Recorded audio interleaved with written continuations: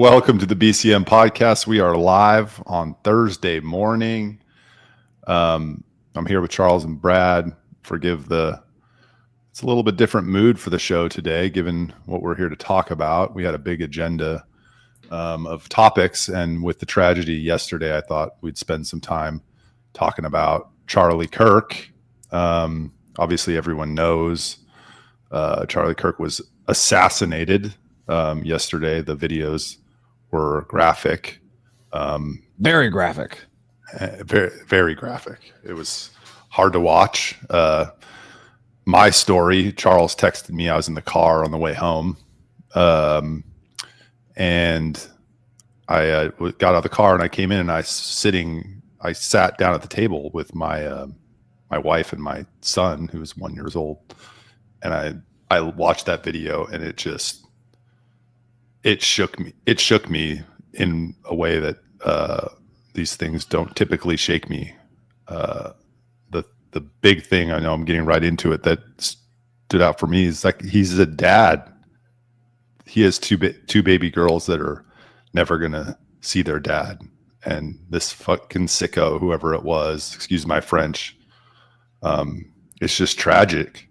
It's tragic, and not to mention, obviously he's a important political and cultural figure, but first and foremost, that's somebody's kid, that's somebody's father, that's somebody's friend that was killed yesterday. And it just really, for me, just how I learned about it and just sitting there with my family, it was really hard for me. And so I'm curious, I know, Charles, you actually knew Charlie and you had a bit of I'm curious to hear what both of you all say, but that was my experience with it. And I actually I sat around and spent more time with my family than I might have otherwise done yesterday. I probably would have got home, ate lunch with them, went back to work, but it just hit me in a really personal way. That was sad. So anyways, Charles, you knew Charlie, and I know you had a pretty strong reaction to it too. Interested to hear your thoughts about Charlie Kirk or what happened yesterday, or just anything you're thinking right now. I don't even know, honestly. It's crazy. I mean, I was talking to somebody this morning, and it's when you think about the attempted assassination of Trump last year, I mean, obviously it was a huge deal, but like for some reason it just feels very different. I mean, and obviously it was an attempted assassination versus an actual one, but like nonetheless, like it just feels very, very different. And I don't know if it's because of his age or because of I don't know. I mean, I knew him, but not super close, at least not in recent years. But it's just, I don't know. It's just very strange. It's very strange. And last night so the way I knew him was we used to volunteer for CPAC at the American Conservative Union years ago, right around the time that he was getting ready to start Turning Point. And so he was probably like 17, 18, I think I was like 20 or something like that. And it was just like the dawn of it. Like before he had started it, he was very excited about starting it. And he would talk a lot about kind of wanting to mobilize the youth and stuff. And it was funny because there was a group of us who they started this group chat from CPAC last night, and they were laughing because like at the time we were all roughly at or underage, and like we would like go off and like drink at night and stuff, and he never would because like big. And so I don't know, it's interesting because while I think in recent years I disagreed with some of the stuff that he said, it's kind of always been the same person, which I don't think you typically find in politics. Like people change and are different. But yeah, I mean, it's just, I don't know. It's interesting. It's sad that you can't be at a college campus and like espouse quote unquote controversial views, without having to like be concerned about having a ton of security there to protect your life. I mean, as a country, we've gone through so many things, and you would think that like, as far as we've made it, and like this being some of the least controversial times, or at least, I don't know, maybe they're not the least controversial times, but like we've gone through like civil wars and like slavery and Jim Crow and all these other like really like hostile times. And for all intents and purposes, like we have it really good right now, and like we're just disagreeing on stuff, and yet you can't go to a college campus and speak your mind without the threat of being killed. And so it's just, I don't know, it's just really it's I don't know, it's hard to wrap your mind around, I guess, is just the best way to put it. Just really hard to understand. I don't fully comprehend it, honestly. Yeah. It was surreal to watch and see. I mean, the waiting around to see if it, like, if was he in critical condition? Did he survive? Was it immediate? Like, all that stuff was, sort of surreal to watch. And then first time I saw the actual footage of the shot, like up close, from Russia Today, was like, oh my God, there's no possible way that he survives that. That was, immediate blood gushing, like hard to watch. And I mean, my first thought, of course, being a father myself and having kids, it makes me think, that this is, we're in weird times for sure. And Charlie Kirk, as many people have pointed out, was not a radical. He was not extreme. He traveled around the country just talking to people on campuses. And yeah, he was strong in his convictions and, maybe offered harsh criticism from time to time, but he wasn't radical. He didn't espouse violence or anything like that. And so it doesn't make a whole lot of sense why he, of all people, would be targeted for an assassination by whoever did it. And, as someone,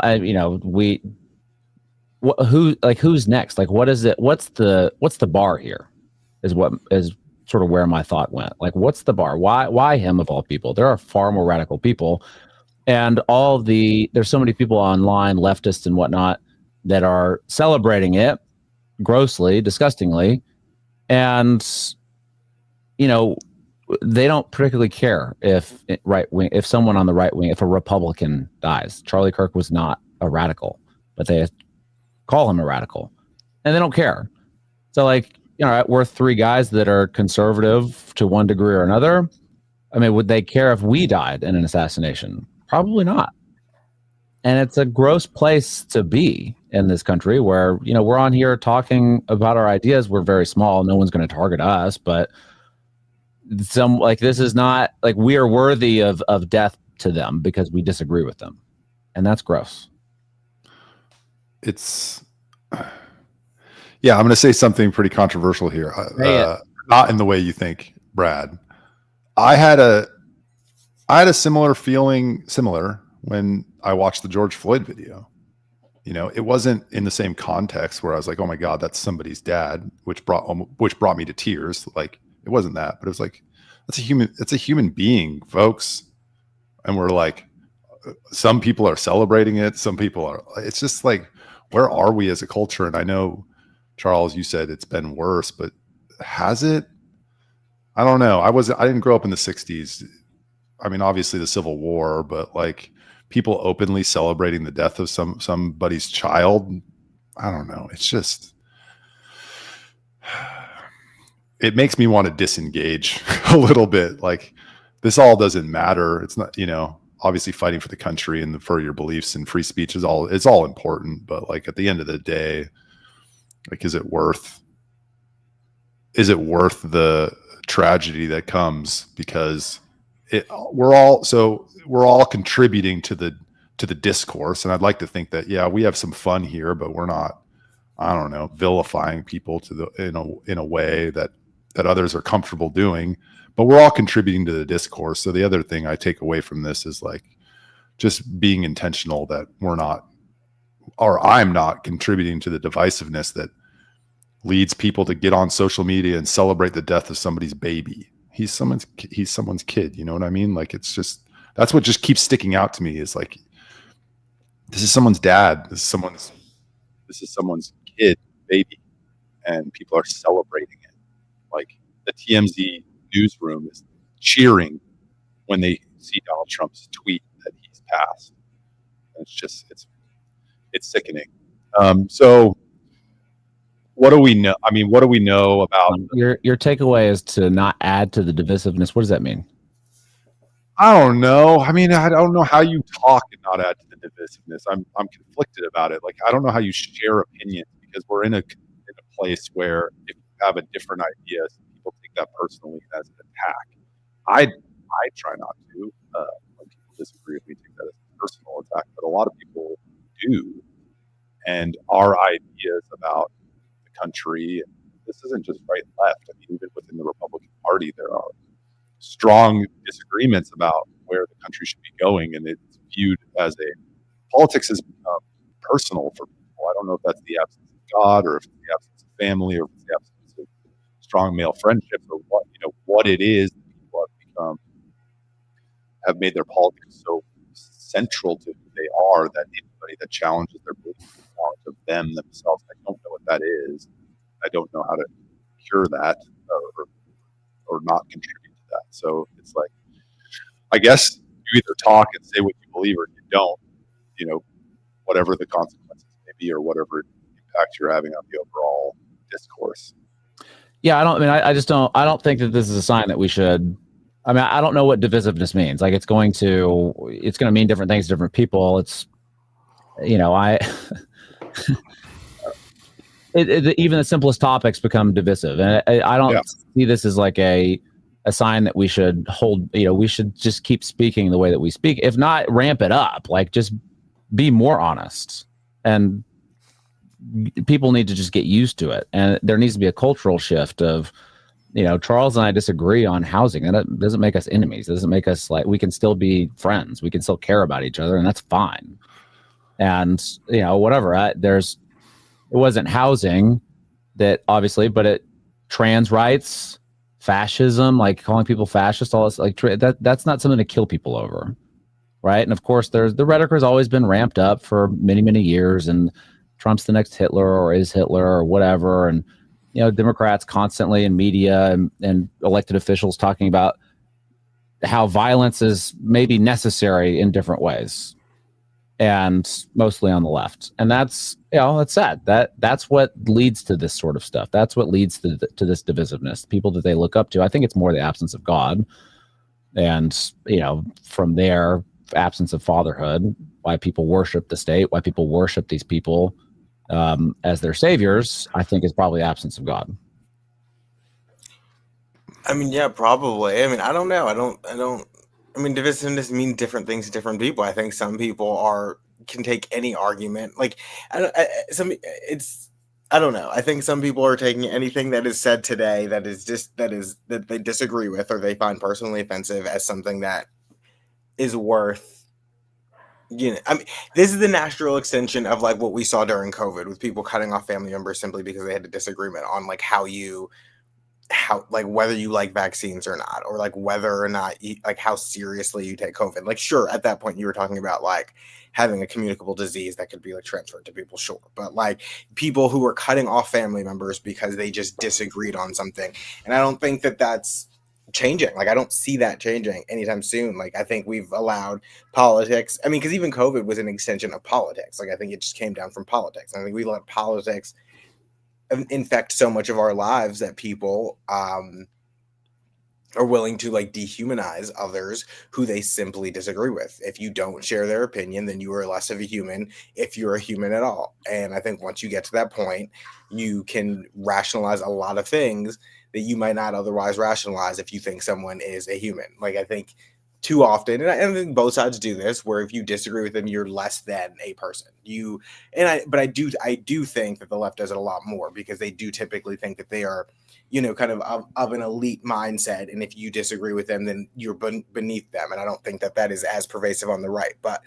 I don't know. I mean, I think but even yesterday, before I got off of Twitter, there's state reps in Texas who were James Tellerico didn't even speak out about this.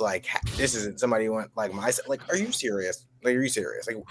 I don't care if James Tellerico spoke out about this. That is not the reason I'm not voting for him. I just, the way that we have just allowed politics to influence every single thing and thought and process is just, I don't know. And I don't know how you get away from it. I just don't think you do. Yeah. I mean, you do. There is a way. I just don't know what the way is. I mean, James Tellerico did issue a statement and decided to insert a bunch of politics about it. His policy priorities into it, which is, gross. I mean, I didn't read his statement. Sure, that is gross too. But I also think that like the way that everybody, and particularly on the right with this, and then with the murder North in Carolina. Charlotte, huh? Oh, I said North Carolina. Yeah, exactly. Yeah, the murder in Charlotte, North Carolina, just using it as like as political footballs. Like, I get it, it's horrible, and we need to speak out about it and stuff like that, but to sit there and use it as like the second it happens, like, let me latch on to this and use this to further my political goals. And I don't think that's like the thought process, but I think the immediate thought is like, let me use this to attack. And it's just it's a little much. It's a little much. So, I mean, this is James Celerico's post. It starts out fine, normal, whatever, everything, it's broken, our relationship feel broken, sharing faith. And then he goes on to say, we all want the same thing: a safe neighborhood, a good job, a quality, well-funded public school, and the ability to see a doctor when you need one. And it's like, what are you even talking about? That's nothing to do with what just happened. Why is that a part of your statement on Charlie Kirk being assassinated?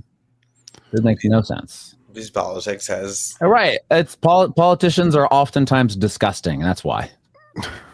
Yeah. But some people say politics is downstream culture. So what does that say about us?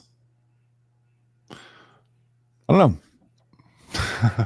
Good question. Yeah, I mean, I agree. I saw AOC and others, make it about the gun, their precision on guns, and other people make it about trans shooting, and like it was just it's impossible for whatever reason for people to not just grieve at a tragedy and pray for his family and just leave it at that.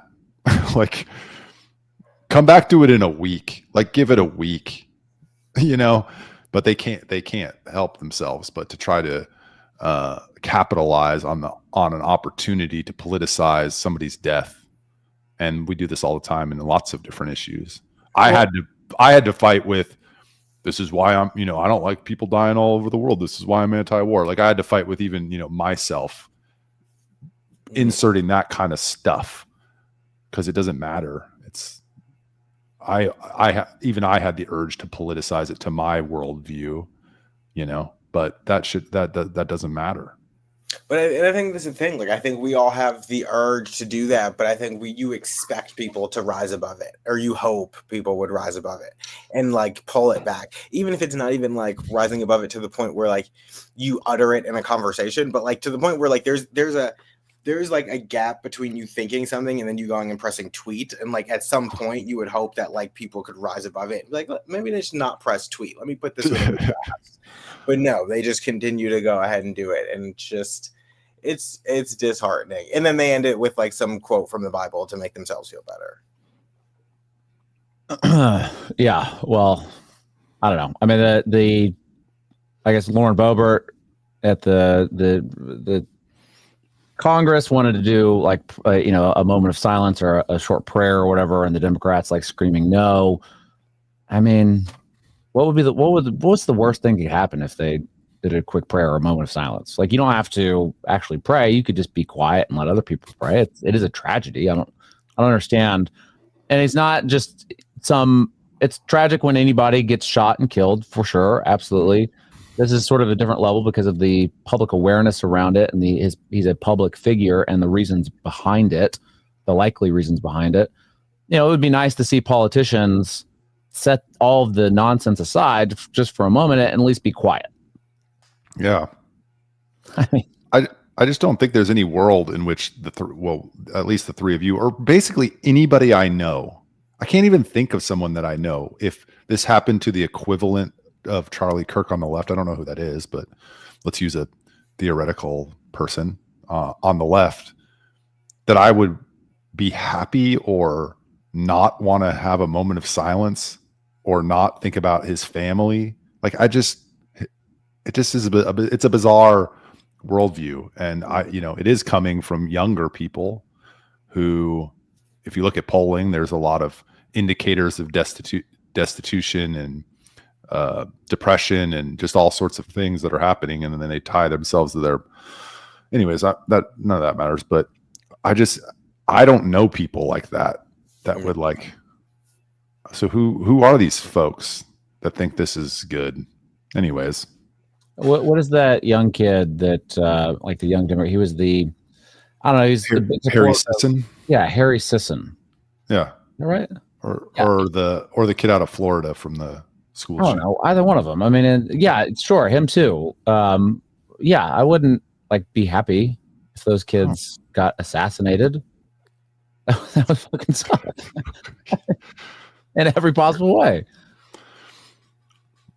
Anyway, So what do we know? Like I followed it a little bit. Followed the tweeting yesterday. I know they arrested that old guy, George, whatever. He was screaming crazy stuff, and then they let him go. And then I think Kash Patel around 7 o'clock last night or sometime around then said they had another suspect in custody, and it seemed to indicate that he was responsible for it. And then the tweet later said they let him go. And so do we still have is there still a shooter on the loose? Yeah, there is. And they've not put out any information saying that they have any sort of idea of who it is, other than the fact that they think it was someone who shot from the roof of a building, I think 200 yards away. Was it yards or I don't even know, yards, feet, something. But that's the extent of it. And they were maybe wearing dark clothes, I think is the other thing I saw, which is very descriptive. Yeah, 200. I think it was 200 yards, and that's not an easy shot for even. I think to hit someone in the do a kill shot from 200 yards away is very challenging. They probably that's an experienced shooter. You don't get lucky very easily with some random person that just has a nice rifle. That's difficult to do. So you're speculating what a lot of people are speculating, that it's a professional. Somebody was hired, or somebody with experience. I think there's other options besides someone that's hired, though. That seems likely. I mean, someone that trained, that knew what they were doing for sure. It seems more likely that it's someone that a professional would hit it than just a seasoned hunter. I've been hunting many times, and I don't know that I've ever taken a shot from 200 yards away. It's not just because it's very difficult to do. Try to get a little bit closer. And so I don't know. That's not a good sign. Yeah. No, I'm seeing all this, or I've seen a lot of the stuff. Here's the shock that I told Brad my response would shock him. I've seen a lot of the speculation, and I just said I'm not looking at any of that stuff for some time. Is that the shocking part, that you're not looking at it? Interesting. Okay. He asked me before the show who I thought did it, and I said I'll save it for the show, and my answer is going to shock you. But every time I saw a tweet like that, I just moved past it, and I'm like, I'm just not going to. It's back to that question where I have to fight the urge to be like, oh, my conspiracy mind, I'm going to go down the rabbit hole and figure out something. No, I'm not doing it. Not doing it. Not now. I will eventually get into okay, what happened? They got a suspect. What are they telling us? But for now, I think it's fine to just be sad about it and not start to speculate about foreign countries and, people who could have been responsible for his death, his assassination. Well, the screenshot behind me from Antelope Hill Publishing, and I think it's a common feeling among a lot of people, is that this may have ended the moderate right. That it's radicalized, that it's going to radicalize a lot of people. A lot of people are saying that now we're in civil war and all this. It's the Franz Ferdinand, our own very own Franz Ferdinand. So World War I, now we're going to go into World War III. That sounds pretty extreme, but I could see something like this certainly radicalizing people on the right against the left, if it is just unless we get a clear answer about, it was just some psycho, like a mentally ill person. I mean, maybe. I don't hear I don't hear you two being very radical. I don't hear myself being radical. So I don't know that there's a small segment of people it might radicalize, but I don't know. I don't know that the entire right is going to be radicalized by this. Yeah, I don't think the entire right's going to be radicalized by it. There's still going to be cooler heads, us three among them. But I could easily see that this getting out of hand in that way, and that, you know, again, Charlie Kirk was not really. I mean, he was a political actor, but he wasn't a politician, and he was literally just going to campuses and debating people, just talking, using free speech and all that. And so it seems like that people are going to be pretty pissed off about this, and, you know, for the next couple of weeks at least, you know, maybe push a little bit further to the right, hate the left a little bit more. And then maybe calm down. No? Well, yeah, I mean, yes, there's going to be a lot of. I'm angry about it for sure. I feel angry. So yeah, I'm sure that's happening to a lot of people as well. I don't know who they're going to blame. They're going to blame somebody. So it would be good to get an answer from the government on who this was. It'd be good to capture the guy or gal that did this, and get some, you know, closure. Leaving questions out there and room for speculation is not going to be good to the discourse or to people's radicalization or anger. So we got to find somebody. And I take your point. And I take your point. This is probably not the last time something like this is going to happen. Yeah. Charles? Yes. I mean, what's your question? What do you think about this screenshot behind me? What do you think? You think that the moderate right's going to become a little bit less moderate, at least temporarily? Do you think that this is a sea change moment for the right? Maybe some people start to think that, I think accurately, what they do about it is different, but some people on the right start to think the left actually does hate us and actually doesn't care if we die, and in many cases want us to die. I mean, maybe. I don't know. It's been 18 hours. I have no idea. I think because immediately the day after these things happen, there's always a ton of outrage. I don't know how long lasting it is. I have no idea. I mean, but I think given the fact that it was someone who was close to the president, and the president's not going to like let this go, I think he's going to be very outspoken and vocal about this for a long time coming. I think he's probably going to get some sort of like state level funeral or something like that. So I think this is going to be like a long running thing. And how do people respond to it? I don't know. Yeah, there's certainly going to be a government response, and as they typically do, clumsily will probably trample on many of our freedoms. When you texted me, I'm in the car and I'm listening to the Tucker Sam Altman interview. And I'm like, this is the scariest thing I've ever listened to. It's crazy. You should listen to it. I've only listened to the clip where he's talking about the guy that died, that worked for Sam Altman. Oh, like, wow, like that's a crazy like 7 minutes or whatever.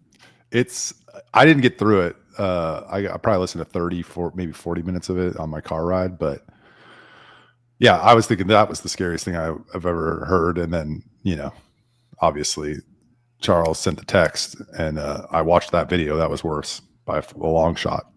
But I don't know. I forget what my point was. I lost my train of thought. We're talking about government response to this state funeral. Oh, they were talking about surveilling in that interview. They were talking about the government surveilling people's AI interactions and where that crosses the line on freedoms. And then I've heard a lot of talk about security at events, and like, so there's going to be a government response to this, and it's probably going to be heavy-handed. And there's all the Palantir monitoring social media and stuff like that. That's been all circulating in the discussion, and I've been wary of a government, stepping on our freedom for a little while now, and I think this will be a catalyst to Trump doing something, or the Republicans doing something. Well, I mean, Trump did say, Charles, you're not talking very much, so I mean, if I'm stepping on your toes here, please interrupt me. But But I mean, Trump did say that they'll find each and every one of those who contributed to this atrocity and other political violence, including the organizations that fund it and support it. So, I don't know what he knows that we don't, but it sounds like maybe there's some information about some sort of network, somebody, some group. I don't know who he's talking about, but I mean, I think sounds like he's not going to let this one go. Well, there's been a push since the Charlotte thing to investigate and go after some of these organizations that advocate for easier bail rules, because this guy was out even though he had committed 12 other crimes or something like that. And so I think that was the context for the orgs. I don't, maybe he knows something about the Charlie Kirk thing that we don't. I felt like his an aside, I felt like his statement was weird. I wish he would have just went from the hip instead of reading. But anyways, I thought that's what he was talking about when he was talking about the orgs, was going after the groups that advocate for people to be let out when they're a danger to society. Wait, did he had like Trump did like a press thing? He did an Oval Office from the desk kind of recorded statement. It's for about 4 minutes long, and he's just reading the whole time. I just thought. Yeah, I mean, honestly, I didn't even. I haven't watched the video either. I went to bed at like 8 o'clock, so I had like no idea. I did not realize he said anything. I should go watch that. Yeah, I don't know. I mean, they were close, and I can imagine this is gonna be something that he's gonna stay on for a while. But to what extent, I don't know. That's why I thought the statement was weird. It was like no emotion, and like I'm reading a little bit. I would have liked to see him just kind of, like I said, shoot from the hip. Yeah. From the heart. How is this affecting you? You guys were close. He was instrumental in your presidential campaign, but beyond that, you guys were friends. And so, yeah, Trump, I thought Trump's part of the reason is I thought one of Trump's best moments was his Theo Vaughn interview, where he was like, this guy's a human. He's a grandpa talking about playing with his grandkids. Like, just let some of that out, but he didn't. So It's pretty typical for them to read from a script on those kind of things, though. So, Charles, I just spoke. I know, but you've just been really silent, really quiet this episode, which is fine. Yes. Well, I don't really have much else to add. You don't have much else to add? Huh? I mean, this is what are your thoughts on this, man? Like, what do you think? I think I shared that at the beginning of the episode. God. Brad, what are your thoughts? That I had, I think I shared. What are your thoughts, Brad? Well, yeah. I mean, I do think that I don't think this is a Civil War moment. I think that it's going to be, used by both sides for political purposes, which fucking sucks. All this, I don't think that this is a system changing moment. I think that more people on the moderate right will become more radicalized against the left, and they may mistake just like centrists and independents as like super left leaning. And that's, that sucks. Are we going to see more of this? I mean, I hope not, but probably. It's unfortunate. Yeah. Well, short show today. I think we didn't really need to talk about anything else. We'll be back next week with our regularly scheduled fun topics to talk about. We'll probably have an update on this at that point next week, and so we'll probably discuss that. Michael will do his research, and he'll go down the rabbit holes, and he'll report back.